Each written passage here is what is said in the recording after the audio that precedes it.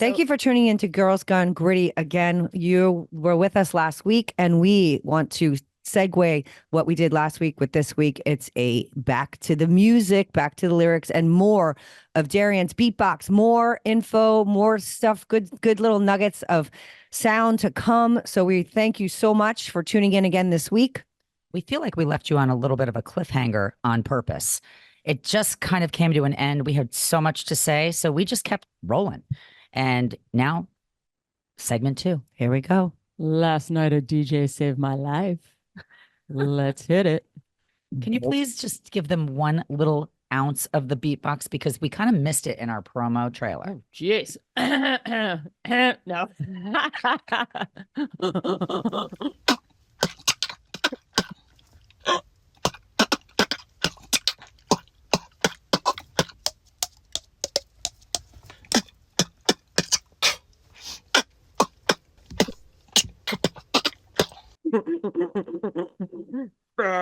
Boys. That was amazing.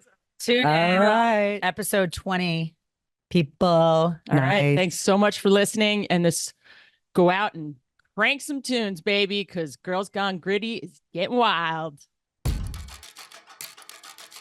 It's like I don't like people that don't like animals. Same. I don't like people that don't like music. If you're not somebody that wants to listen to music or is introducing me to music or has music as a backdrop when I'm at your house or driving in the car, I don't know. I don't like you. It's like I don't think I know any of those people. I When you see- was going to say, I don't think I know you either. How about the t-shirts back in the day? Death before disco. Like growing up, people I would love wear Death disco. before disco, and I laugh because I'm like, I love disco. Disco's awesome. I throw disco parties in You're not Schoolhouse. that fun. Death before disco, you're not invited. I do want to point out one thing. Music without lyrics. Oh, Okay. yeah. It's like always in the shadows. But let's go to Star Wars. Let's think about Darth Vader. Let's think about how it sets up your mood. It can be joy, happy moments. It can be the sound of rain and weather, so you know it's doom and gloom. It is an exceptional part of the music industry as well, and it doesn't get as many accolades unless you're watching, the Grammys and now best soundtrack, best whatever. But I literally can think of music. I used to buy soundtracks all the time because I truly appreciate a soundtrack. If I like a movie, I like the music behind it. And I don't have to have lyrics in the music that I love. No, if it sets But I me love up. jazz too, and I'll listen to classical because that's a background of. Oh, I so much love music out classical. there. Relaxing, you can study. you But can sleep. here's the other issue that's happening with your comment on soundtrack. Maybe think about just the difference in the way that music is consumed anymore. Where my parents had albums. I had albums, right? But no one listens to. I'm not talking about Everything me. from front to back, back anymore. and the artist. That was them revealing themselves in a way, and they thought about. I mean, you listen to some of my favorite people, like a Rob Thomas from Matchbox 20. Like when he talks to you, and he's a singer songwriter, which again, not all of them are. But he's like, this is what was happening in my life, and this is why I put this song against this song, and this is why I wrote this song, and my mom was going through this, and my wife was going through that, and and you learn about them. But the way that artists now release songs is they're worried about the one hit. They want, because it's about downloadability, it's about being played again, it's about, and because they don't also monetize the way they used to, where an album selling and going platinum or triple platinum or whatever, like that's how you made money back in the day with the record company and the contract. Now it's all about, and listen, I love a festival, don't get me wrong, but it's also like the whole way they make money is fundamentally changed because of technology and the way that people consume their art. It's an art. It's an art form. It's so different. The best feeling was when you went to the record store and you'd kind of put your fingers through the albums, pick it up, and you'd hold it. And then you'd go home and you'd turn your turntable on. Like, You were invested. You were invested. You were invested in it. Crackles for any of you kids listening. The sound of an album, it has like crackles in it. And it's my kids would been, be like, "That's not something I want to listen to." no, and that's the thing. So I said to my husband, I said, I want to get my turntables working. I still have some albums. Even just the beginning cycle when it turns and you hear like a bump, like the yeah, I forgot about the. There's like a little like hum, like bump, and then you'd break like the needle. I had a Levi's, and then you'd have to go, and it was like a diamond head needle. You're like, oh my god, Did you guys ever see the Levi's one? It was like an actual like jean, looked like jeans, and you opened it up. It was made by Levi's. That was my turntable, like when I was in middle school. But album covers told a story. They made you want to jump in and say, hey, what is this? I miss MTV. I liked videos. How about when you go back to like old MTV videos? I loved them. And it's just like 80s style. People are dancing. Devo. I mean, think about like some of like the bigger albums that really just affected your life. I mean, Jesus Jones. There were things that Rolling Stones. There were things that affected my life, and I can think, okay, that puts me right back in my college mind frame. Devo puts me back, like the Beastie Boys puts me right in softball season, my, freshman through senior year. That's what we listened to as our pump us up on the bus on our way to play. When I was skiing or any sport I did, whatever apparatus they had at that time, I had in my pocket. So I would ski, and first you had your cassettes, and I'd have always backup batteries. Oh, yeah. And I'd have different cassettes because you spend half the day trying to figure out, I don't like this song, I need to get to my song. I would have fast forward. A CD player in my coat. Your Discman. My Discman. Oh my god, the Discman. Backup discs in my other pocket, and like batteries. People are sitting there on the chairlift. I'm like, I gotta like change it up. Oh, my batteries are dead. Hold on, I gotta change it up. They're looking at me like, seriously? And then you fast forward, and there's music in my helmet. There's music now everywhere. Everywhere. Like, I know. Every car I had, I didn't care about the car. I always had to have my subwoofer. I'd go and get my Alpine deck. I would get my 6x9s. I'd have separate tweeters, 3x5s in the front. And Dizzy D's ride would be just bumping. And I still have it in my caddy. I have a 63 Fleetwood. And in the back, I got my subwoofer. I have my amps and 6x9s. People get in the car. Dee Dee's friends were like, yay! I'm like, maybe I'll do the sound bar. It's a little loud for you. But music, it gets you amped, and it's meant to inspire you. Together. It's meant to make you feel. It's whatever you're feeling at that moment. And it's okay to be sad, and it's okay to be angry, and it's okay to be all these things. And just love. And listen, and those are all good things. I think that, again, coming back to just making sure you understand like what you're consuming. And it's funny because I was talking to my kids about this segment, and I was like, doing a little research, and I was like, Kendrick Lamar, I don't know anything about. And now I'm completely intrigued because I didn't realize he was the first rapper to get the Pulitzer Prize for music. The first person to get the rock and roll one was Bob Dylan, who's the #1 lyricist of all time. And I'm like, you know what? I love that fact that there's somebody that I'm like, Kendrick Lamar, who the hell is that? My kids are like, oh, Mom, he's unbelievable. Because there are people back in my parents' day that were like, Bob Dylan, like, what the hell is he talking about? Like, the generational piece of what your timestamp is on music, to me, is just so interesting. And I love going through, like, a catalog of life and being like, lucky you guys had siblings. You guys got a catalog of music also because of your siblings, and I'm an only child. So it was like my mom and my dad. My dad wasn't a huge music fan, which is interesting. My mom liked old shoo-wop, doo-wop, and the Beatles. Mm-hmm. But I didn't have anybody that was really an influence, like a musical influence, except for maybe my babysitters. Oh, see, my siblings had nothing to do with my music. My kid, John Denver. That's my parents. That's my parents. No, my siblings actually my siblings, who I adore. My brother is more like into karaoke, like in the best way possible. Like, he's not somebody who would be.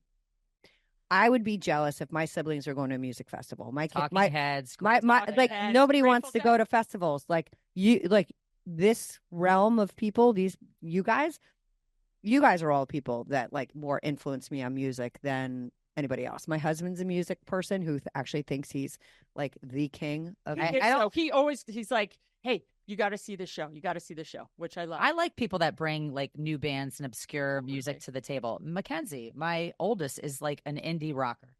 She doesn't like the traditional music that everybody likes. She likes some, but she really likes to find like new music, and she goes and finds it, and she goes and supports it. And that's what's great about festivals too, I will say. And that's one of the reasons why, like, when John and I would ever like try to, my husband John, we would ever do things. Some people go on golf trips, some people go to a beach. There's nothing wrong with any of those things. Like, when we have our alone time, we would go to Austin City Limits. We would go to Hangout Festival. Like, before like, and I'm talking like this is like a decade plus ago, before they became like way more mainstream because See here the now. monetized. Put that on your radar, people. Yep, But Bruce is Google playing, it, so you look it can't up. get in this year. Yeah. So good luck. Well, you could still buy tickets. Bruce, or Bruce. just post up on the beach or something. But my point is that the thing that I love, and this is the other little tidbit takeaway that I will say, is that if you have an artist that you are obsessed with and you think that they are just beyond, make sure you aren't a snob about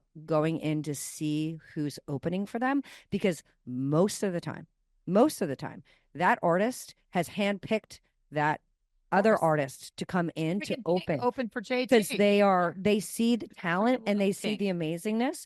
And too many people are like, I don't need to go on and see that. I've never heard of them. I'm like, that's the point.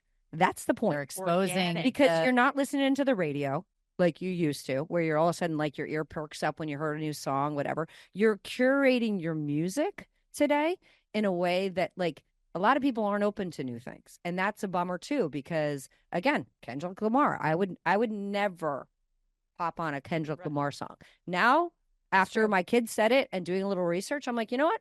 I don't love rap, but maybe I need to be a little bit more open to the idea of who this person is, and that he is being a pioneer in a art form that he loves and he's making an impact on.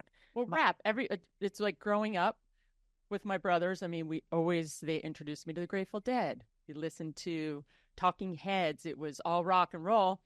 But then you always listened to rap. And it was DMC, Cool Mo D, Biggie. You had it all. Biggie Small. Notorious B.I.G. Whoever it was. Oh my God. But that you're listening to the Dead and you're like totally getting into Zen state. Dusty. And then I'm out. My mom took oh my God, the jam bands. My husband is like, my first That's Jones. Your mom is synonymous with Rolling Mick Jagger.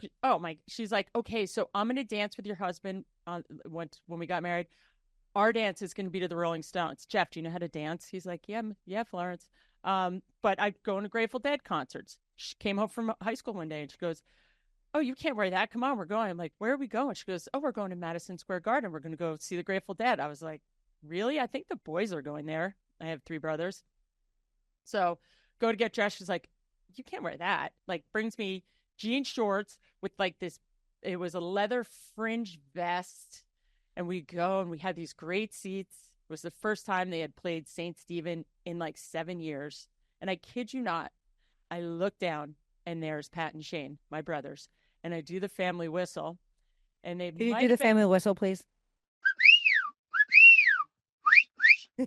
I come running to that. Everybody it's does. annoying. Out of control. I'm out of insulted. control. My It's the husband best does thing it ever. to show me that he like can make me start running towards him. But and we I all do. I'm like I perk up. I'm like always like, there's a boil in the house. There's a boil in the house. Where's the boil in the house? It's so ridiculous. But the point is that music brings people together. My mom, and I'm seeing my brothers, and then it makes you happy. It makes you sad. And I still wish there were more musicians like back in the day, like people like Jimi Hendrix, and you watch people play the guitar and you listen to what happened to bands?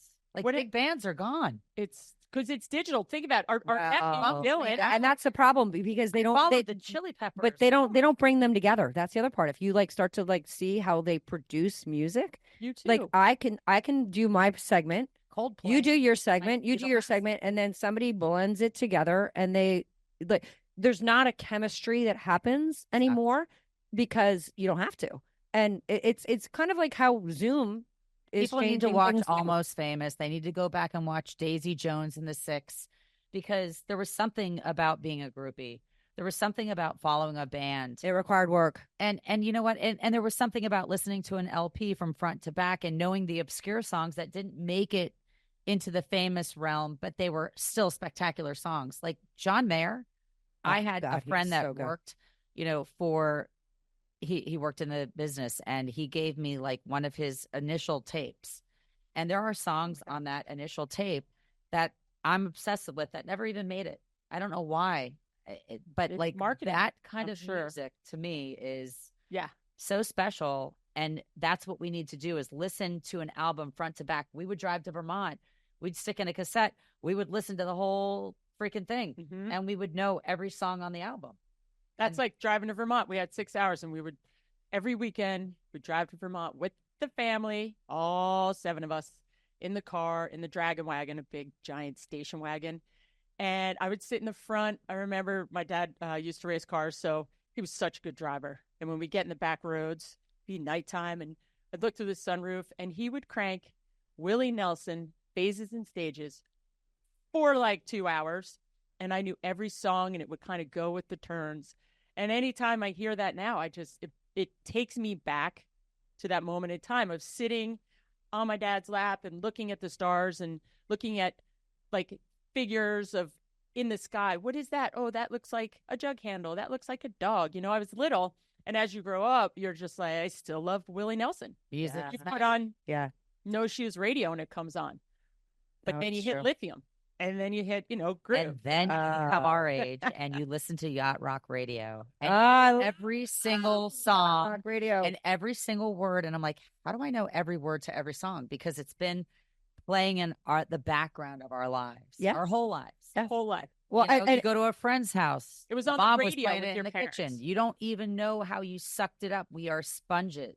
Yep. And I am mesmerized by the catalog of music that I know personally. Yes. And what I can sing and what I can recall. And I might not have heard the song in 17 years, but I can sing it and I own it. And it's my song too. Oh my God, you're going to love this, Farley, because you did this with Chase for Life, where like you were trying to like instill like rock and education and fashion and all that.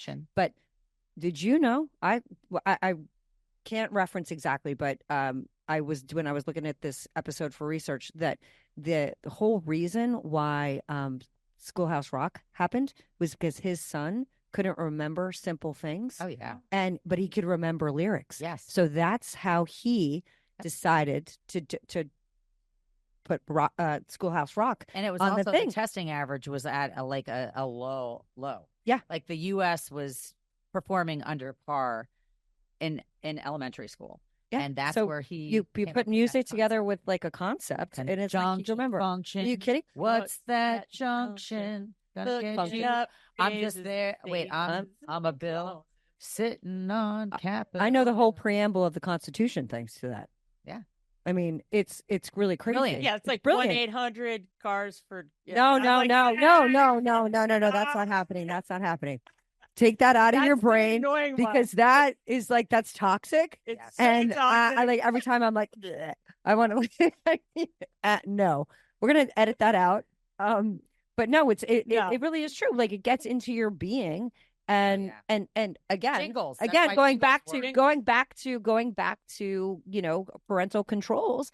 That's why you really want to watch what your kids consume. Because guess what? If your brain is being trained that like you degrade humans, you're nasty, you're terrible, you behave badly, then you've made that okay.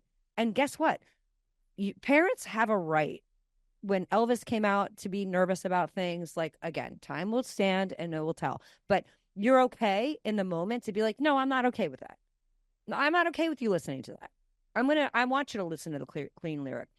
I don't want you to go into that concert because I know the element that's going to be at that concert, and that's a scary element. And if you want to go, I'm going to be 2 rows back. Hence the reason that we were chaperones on the train with all the kids to a very fun concert that we enjoyed because Kesha was opening. Yes, but it was Pitbull, and oh my God, it was actually completely insane. And thank God we went, because half the entire train would have made it. Another problem with going and seeing music, instead of getting a ticket, an old-fashioned ticket, or even a wristband, Now it's on your phone. I hate it. I had 9 kids with us, and one of their phones was dead, and that was where her ticket was, and there was just She couldn't remember. She couldn't remember her password. She couldn't remember her email. Her dad had bought the ticket. We waited for the handicapped to take over the checker's attention, and I said, "Now is the time." So a lesson was learned at that moment because we prevailed. We didn't turn around and go home. I wasn't going home. Well, and listen, let's tee this up for like more future. The way that this is all going to happen is like right now too is Ticketmaster, Live Nation, like they are going down.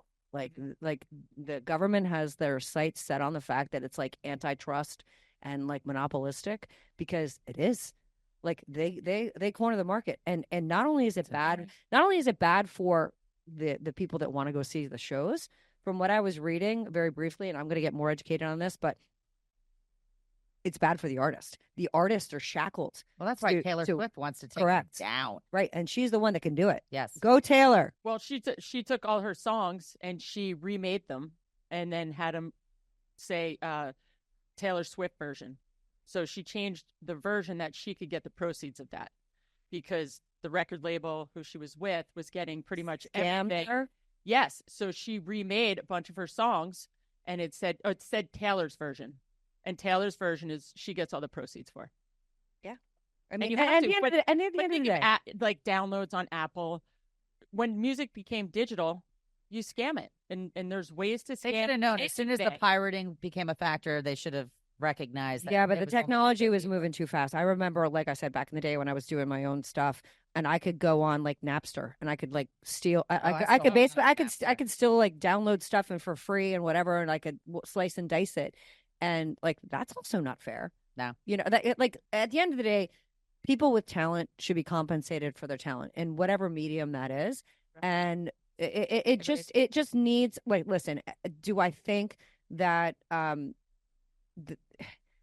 the end of the day, corporations are the ones that are like stealing from everybody? Like the Ticketmaster, they've outlived their good, and there needs to be more people in the space. And if the artists can command going to a venue, why can't they do that on their own? Why do I have to go through a Ticketmaster? I mean, personally, we have the Stone Pony in our backyard, which it's amazing. There's drive there and buy your ticket in Correct. person. You spend all the time. 1,000%. I always buy it at the door. Yeah. Yeah. If you take Ticketmaster out of it, I don't want $20 musicians to lip sync, by the way. I'm tired of that. If I'm going to pay for music, if I'm going to go see music live, I don't want lip syncing. No. I want to hear it. I don't care if your voice is a little tired. No. If you want to do that, know go to that a sing it's along. authentic, real. I don't want to see, go to like a Bruce Vanilla Springsteen Ice concert, 3 hours long. Best concert and ever. He's tired at the end of it, and he's breathing, and it's real. I want that organic, like breathy. I'm out of breath. I gave it my all. Although I have seen a few musicians leave. I went and saw The Cure recently because it was a bucket list with my child to go see that together. I took her to U2, and I also took her to the Chili Peppers because those are 3 of my favorite bands. And it wasn't what it was. Well, is it? I mean, it's and tough. They're older. It's and tough. I get it. It is. That's a stiff drink. Wow. It is. They're old, they're crusty. How about see here now when the B-52s came on? Oh, and Deborah Harry was up there. So great. She was great. You kind of felt their vibe, but they were lip syncing. I mean, you have to have bucket list music on the venue. Well, and I think what a lot of them do anymore, like especially the older ones, is like they're singing over their own song. So like they're like I wasn't lip syncing. Thing. He was like, hey. And we all like chimed in. And so even on like the higher notes, the things that you wanted to hear him blast, he put it out to the audience. That was Olivia Rodrigo. Every single song was a sing-along song. She's great. She's terrific. She's just a doll. She doesn't need that. All right. Yet. So wait. So, no, but the people were so into it. It's a they were all like teeny boppers.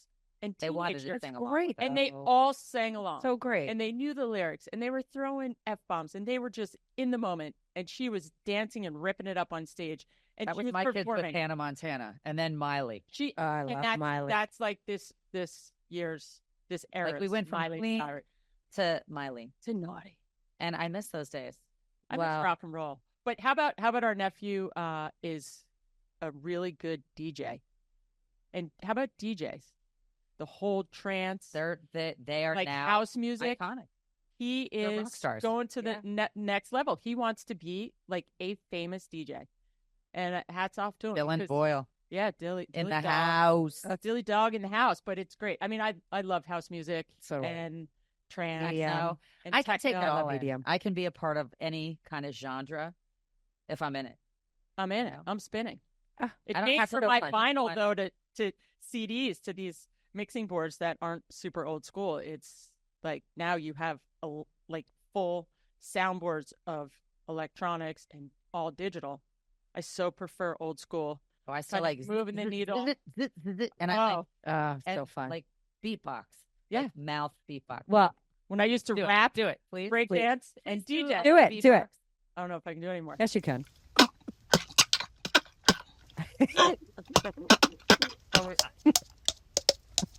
Oh, here's one I wrote. Smooth sailing, I glide like a frisbee, letting you know I'm here to get dizzy, rocking the mic like you know you should. I'm like milk, I do your body good.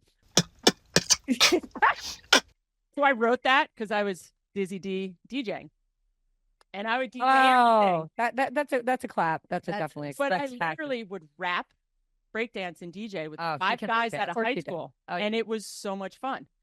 And I DJ'd and I emceed at the Olympics in Salt I was Lake. there. Remember? Oh my god! Oh my god! Parliament took us into their trailer. Oh my god! And then the Foo Fighters. He introduced the Foo Fighters, and it was so sick. I was like, "Great." How about Parliament? He's like, "You ski? You want to teach me how to ski?" And he hands me this big blunt. I'm like, "I don't smoke weed," and you just got like this contact high in there. And that's phenomenal. It was George Clinton, Salt Lake City. He was so cool. But 2000. I was DJing. Yeah, that was 3. Yes. No, can't be a 3. 2001.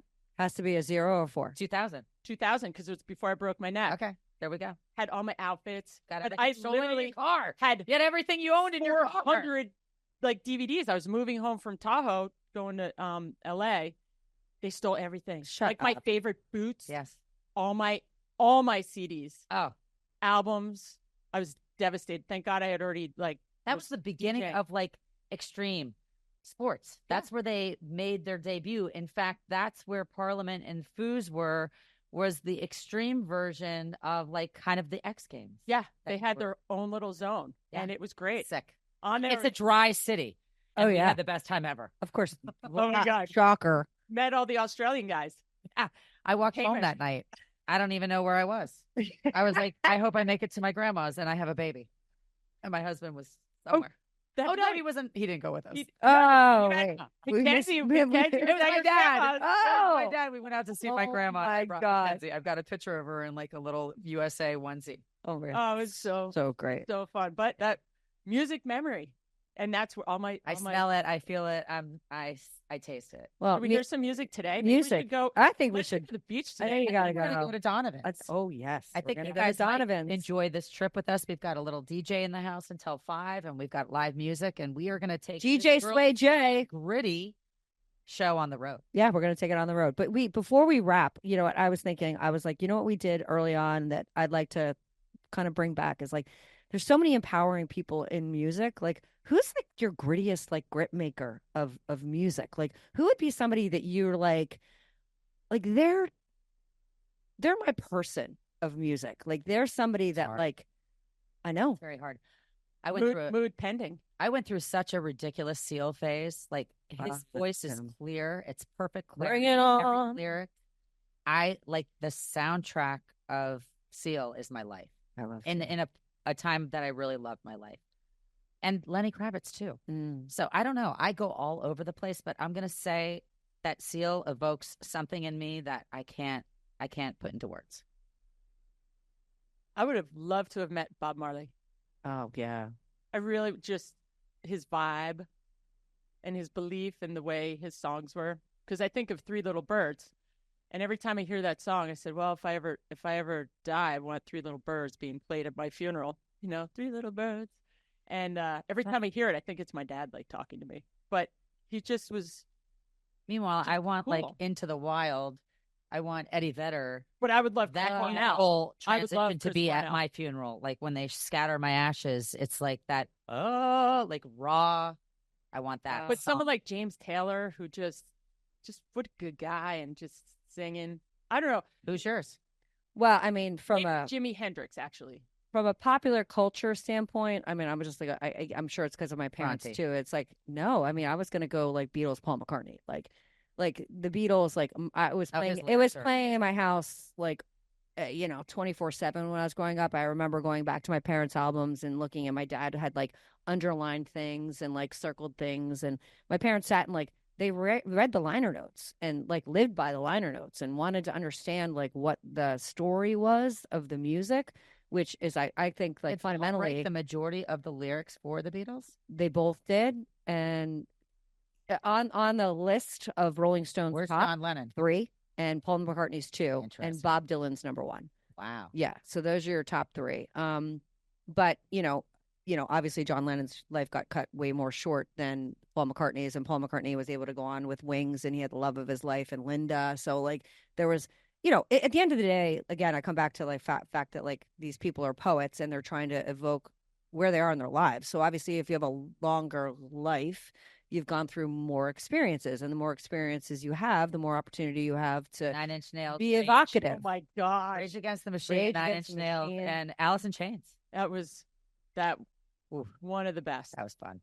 That was a fun show. Those are 3 of my favorite bands. I have so many favorite bands. Oh my God, what about Jane's Addiction? Loved.